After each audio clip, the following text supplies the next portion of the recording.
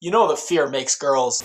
Better Watch Out is a movie that continually surprises you by how dark it gets. There's a twist early on, and you're like, wow, that was dark. Then there's 4 or 5 more twists where it gets progressively darker than that. Now, I thought The Babysitter was dark, but now I'm realizing that was flashy, stylized fun.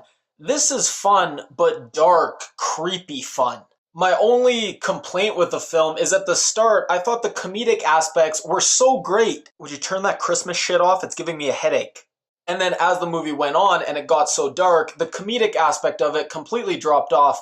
But honestly, had they continued with the comedy, it wouldn't have been as dark, and I thought the darkness was so great, and the comedic aspect did make the darkness at the end so much more surprising. If I had to rate it, the only reason I wouldn't give it a 10 is I feel it doesn't have the greatest rewatch value. I would rewatch it, but I don't feel the burning urge to do it immediately like I do with some films.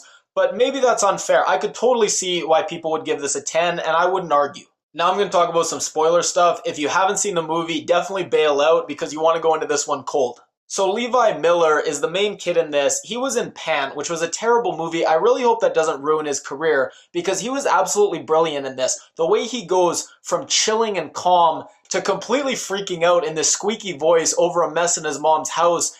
Great range from such a young actor. And it was so great how stuff early on in the movie that you thought was one thing turned out to be something else. He's playing with the spider, seems to have a kinship with it. You think it's because, oh, they're both outcasts, mistreated. No, you realize it's because the spider's a creepy, manipulative puppet master, and so is he. And early on, you find out he sleeps with this fetus simulator under his bed, and you think it's just this weird throwaway thing, but then later on, no, you realize it's indicative of his deep-seated mommy issues. And then Olivia DeJonge as the babysitter, by the end of it, she came across as so smart and so tough and so moral that you really rooted for her. And it's not always easy to root for the pretty teenage girl in movies, but she definitely pulled this one off. And I've singled out the main 2 actors, but honestly, every actor was brilliant. So I gotta give credit to the director, because when 1 or 2 actors are great, you give credit to the actors. When every single actor in a movie gives a great performance, you give credit to the actor and the director. And then Patrick Warburton's in this. I mean, he's Putty from Seinfeld, Joe from Family Guy. He's great in this too. The guy's just a legend.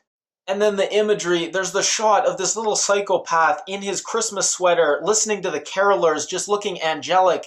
And then it pans over to the guy who's got his head smashed in by the paint can, and he's just covered in blood and paint. Then it pans further, and she's all tied up with the Christmas lights around her, and it's just cinematography is wonderful. So if you haven't seen the movie yet, and you're still watching and you ignored my spoiler warning, I highly recommend it with the caveat that it's incredibly dark with little to no happy ending, but if you're okay with that, you're probably going to love this movie. Definitely go watch it. If you like my review, please give it a thumbs up. If you haven't already, click my face to subscribe, and if you leave a comment, I'll read it and reply.